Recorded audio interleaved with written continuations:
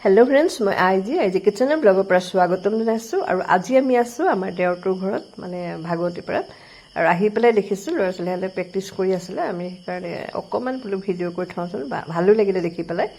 আৰু সিহঁতে মানে লাজো কৰিছে, তথাপিতো অকণমান ভিডিঅ' কৰি থৈ দিলোঁ। আৰু চাওকচোন, এইজনী আকৌ ছোৱালীজনী দেই, পটককৈ ডাঙৰ হ'ল। সেইদিনাখন জন্ম হোৱা মনতেই আছে। এতিয়া হায়াৰ ছেকেণ্ডেৰী পঢ়ি আছে প্ৰাগজ্যোতিকাত। আৰু ল'ৰাটোৱে